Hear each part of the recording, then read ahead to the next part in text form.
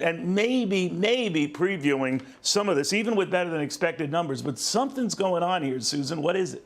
Yeah, as you mentioned, Neil, magnificent all year long. But the main drag today, after two of its members, Tesla and Google, hinted that things are okay, not necessarily great. And Google's parent company, Alphabet, yes, it made more profit in sales to start the quarter, but YouTube missed, and advertising revenue growth is slowing. Cloud sales crossed $10 billion for the very first time in a quarter. But, and here's a big but, they're also spending a ton of money on AI. And I spoke to Alphabet's President Ruth Porat.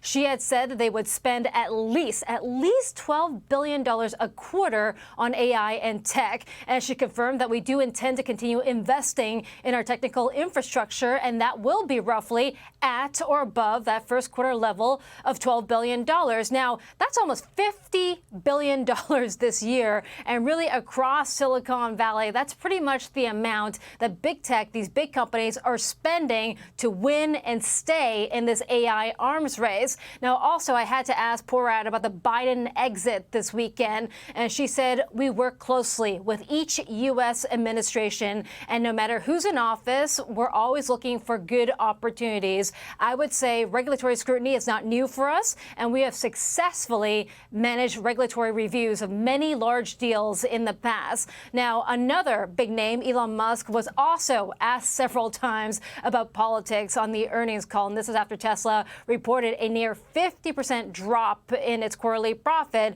And Musk was asked specifically what would happen to Tesla if Trump wins and ends electric car subsidies. I guess that there would be like some impact, but I think it would be devastating for our competitors, but and it would hurt Tesla slightly. But long term, probably actually helps Tesla. That would be my guess. Now, that political uncertainty is why numerous company executives that I've spoken to, they have told me that's why they're holding back on spending, hiring plans, at least for now, until they see who wins the White House, because that has huge implications, Neil, on taxes, spending, the regulatory environment, whether or not they can do deals and M&A can happen once again, and global policy. So, Neil, I feel like there's a holdback right now, and from those magnificent 7 names, next week we'll be hearing from Apple and the like, but that's why they're cutting back right now and holding on big spending in the U.S. economy.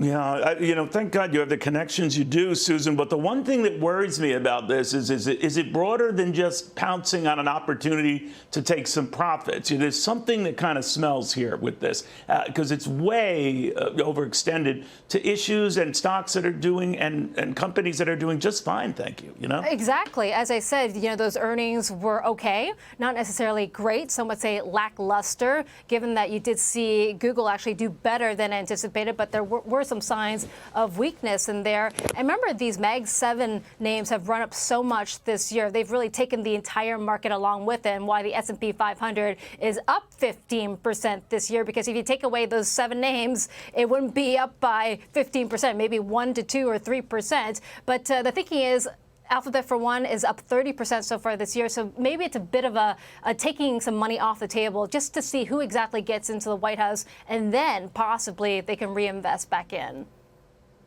Got it.